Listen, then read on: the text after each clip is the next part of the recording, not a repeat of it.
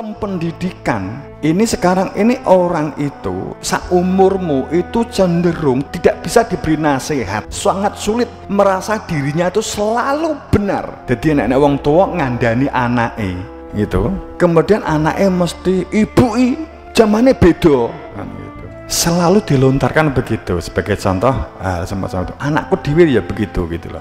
Ini fakta, apalagi kemudian ada satu sistem dari orang pembuat kebijakan pendidikan, karena KB itu kan yang penting kan fulus. Akhirnya sistem pendidikan itu sing penting menyenangkan, rusak gak apa-apa, sing penting menyenangkan. Akhirnya dibuatlah cara sistem pembelajaran yang menyenangkan, bukan yang sebuah kemanfaatan atau kefaedahan gitu. Akhirnya disiplin hilang, kemampuan kritis hilang, maunya tidak hanya sistem pendidikan referensi tapi literasi, tapi faktanya sistem literasi itu tidak terbangun dan seterusnya. Jadi anak Gen Z itu selalu cenderung berpikir adalah dirinya sendirilah yang paling benar. Ini yang harus hati-hati. Jadi kita mau ngomong konsep wal baladu thayyib yakhruju nabatu bi idzni rabbih waladhi khabutha kan.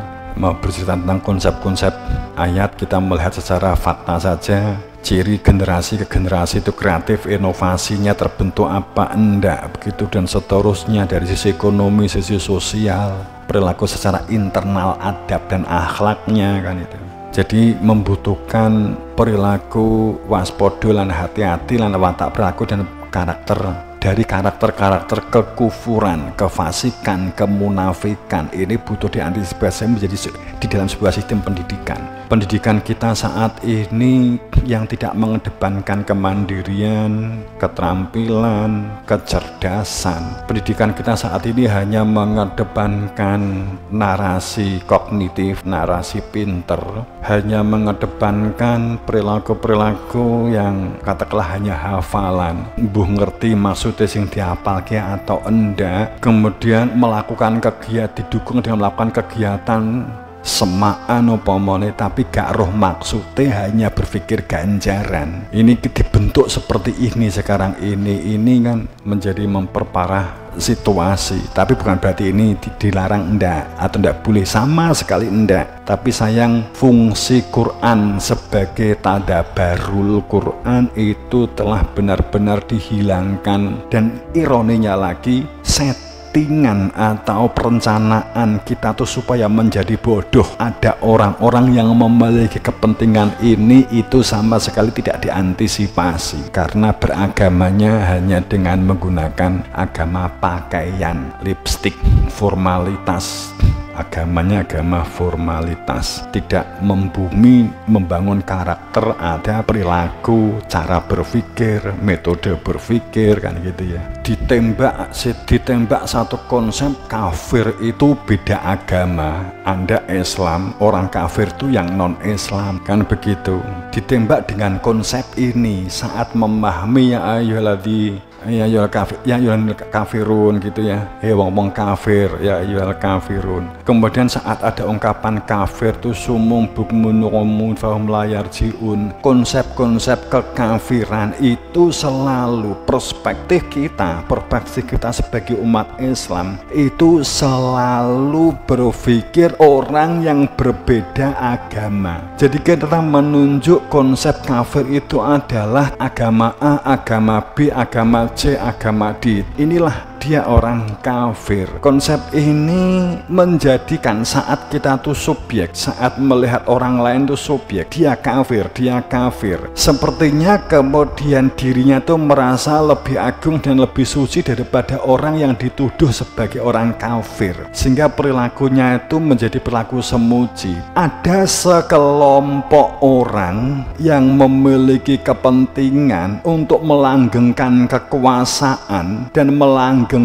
kekuatan melalui sebuah sistem politik untuk menguasai dunia dan mengatur dunia, yang salah satu poin yang ingin dikembangkan kepada generasi ke generasi itu adalah kebodohan, supaya dapat dikendalikan oleh mereka untuk dijadikan sebagai budak untuk tidak memiliki satu perilaku kreatif dan inovasi supaya dapat dikendalikan, sehingga perilakumu itu diciptakan untuk memiliki delusi dan halusinasi kemerdekaan. Saya ulang, kuwi dicipta oleh sebuah sistem,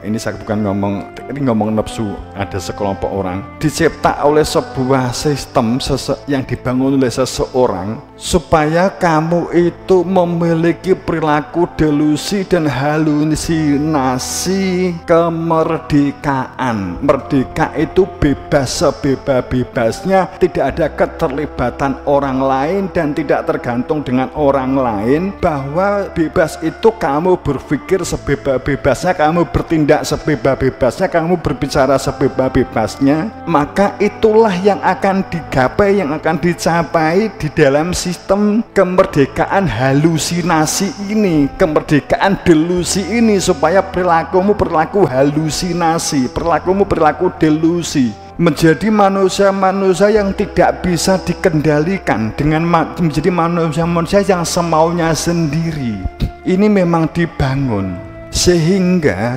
potensi dari Tuhan bahwa kamu tuh punya pikiran, punya akal, kowe iki duwe kuping, kowe iki duwe mripat, kowe iki duwe utak, awake dhewe itu duwe utak, duwe kuping, tidak digunakan untuk mendengar dan menyimak serta mencermati keadaan dan situasi, akan tetapi untuk mencermati dan menguatkan ego dirinya sendiri. Kemudian sehingga kamu akan mengalami kegagalan demi kegagalan. Ini seperti sebuah permisalan begini.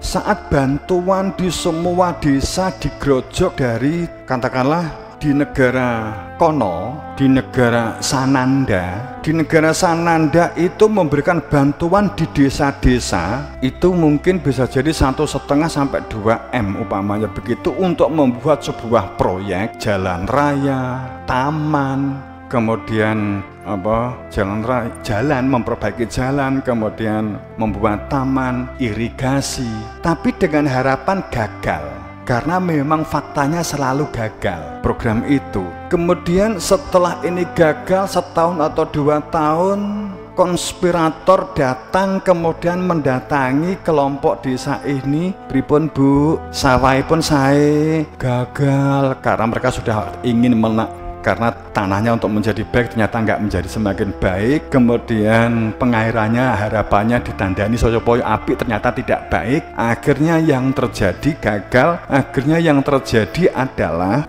itu kemudian ngaten mawon nggih Bu, niki kula sewa, niki kula tuku, kula dadekne jenengan garap, pripun ngaten, remen to nggih, remen. Akhirnya terjadilah proses konspirasi, terjadilah satu proses penguasaan, terjadilah satu proses monopoli. Katakan demikian, tapi caranya kan baik, contohkan begitu, karena itu sudah merupakan sistem.